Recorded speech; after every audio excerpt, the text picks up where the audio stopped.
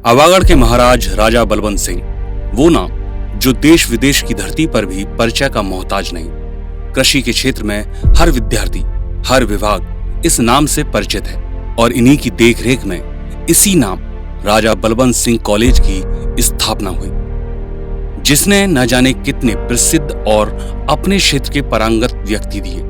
उन्हीं में से एक नाम है राजा बलवंत सिंह एग्रीकल्चर कॉलेज बिचपुरी।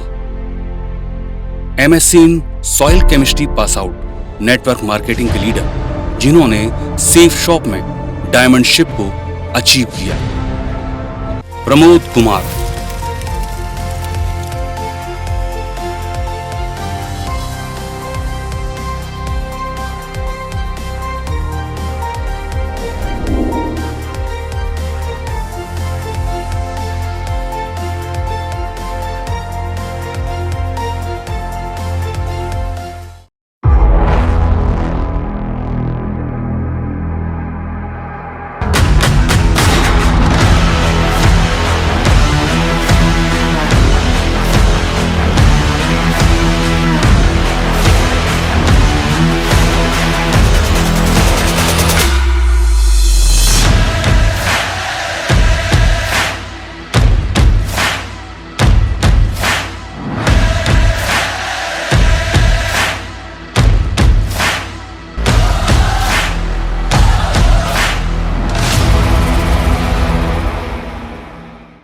छट्टनपुर नासरपुर शिकोवात के रहने वाले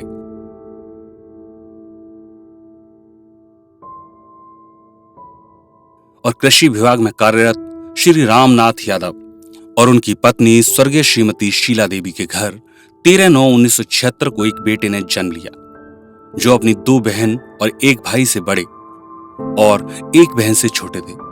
शिकोवाबाद इनकी जन्मस्थली, पर पिता एरवा कटरा में पोस्टेड थे, तो शिक्षा की शुरुआत यहीं के स्कूल से हुई। 6 से 8वीं शिक्षा डिबियामई इंटर कॉलेज से पूरी करने के बाद शिकोवाबाद वापस आ गए, जहां पॉली इंटर कॉलेज से 12वीं तक की शिक्षा ली। आगे की पढ़ाई हुई नारायण डिग्री कॉलेज से। बीएससी कृषि विज्ञान से करने के पश्चात सॉइल केमिस्ट्री में एमएससी करने राजा बलवंत सिंह आ गए। कृषि विज्ञान में शिक्षा थी तो नौकरी भी आसानी से लग गई। भूमि सुधार विभाग, जहां पर संविदा पर कार्यरत हो गए। यहां प्रमोद ने अपनी आय का आधार तैयार किया। क्षेत्र मिला मैनपुरी। समय गुजरा, पिता ने समय देखा। 5/3/2002 में सीता यादव के साथ विवाह करवा दिया।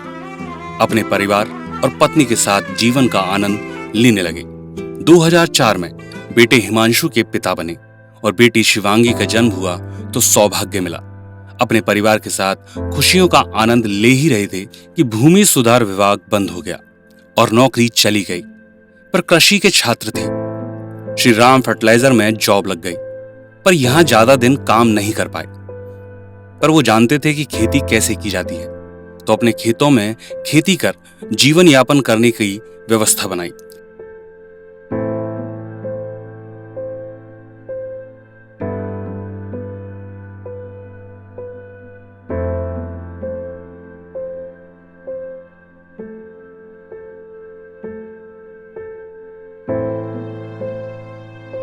इसी समय बेटी दीक्षा का जन्म हुआ। अब प्रमोद 3 बच्चों के पिता थे, लेकिन फिर प्रयास किया और दयाल फर्टिलाइजर में नौकरी लग गई। फिर से काम की शुरुआत हुई, पर अपने शहर के बाहर नौकरी थी। मां की तबीयत खराब रहने लगी। अपने शहर में ही काम करने का प्लान बनाया और फर्टिलाइजर का लाइसेंस ले अपनी एक शॉप खोल ली। 2 दोस्त पार्टनर बने।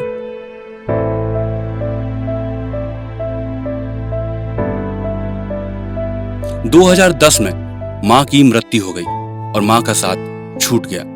मां की याद सताती और काम में मन नहीं लगता। समय कठिन था। बच्चे बड़े हो रहे थे। उनके भविष्य की चिंता प्रमोद को सता रही थी। वो सोच रहे थे कि 16 साल की नौकरी में जितना होना चाहिए उतना नहीं है। इसी समय आय के नए स्रोत के लिए सेफ शॉप को ज्वाइन कर लिया।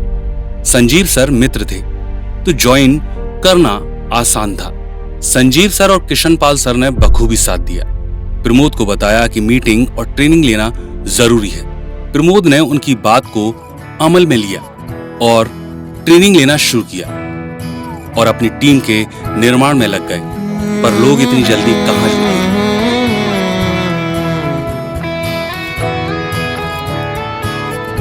राही चलने लगा, राहें मुड़ने लगी, ना खबर ये भी कल हो के नहीं।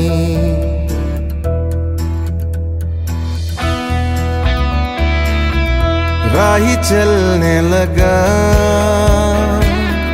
राह मुड़ने लगी, ना खबर ये भी कल हो के नहीं। उलझी सी डगर। लेकिन प्रमोद ने भी हार नहीं मानी और धीरे धीरे अपनी टीम के निर्माण को करते रहे।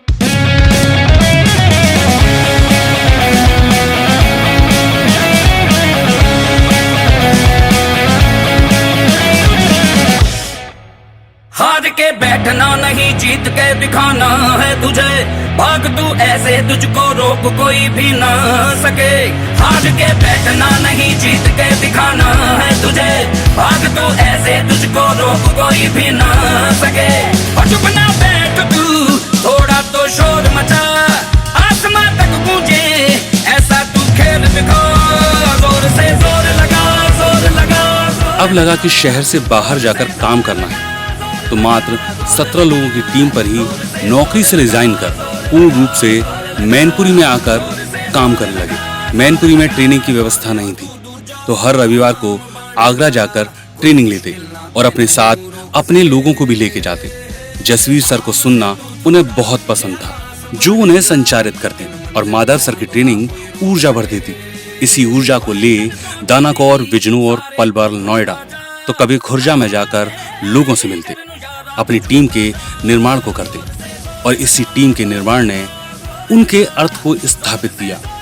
अपलाइन के मार्गदर्शन में प्रमोद ने कई लेवल अचीव किए। आज उसी अचीवमेंट में एक लेवल और जुड़ा, डायमंड शिप का।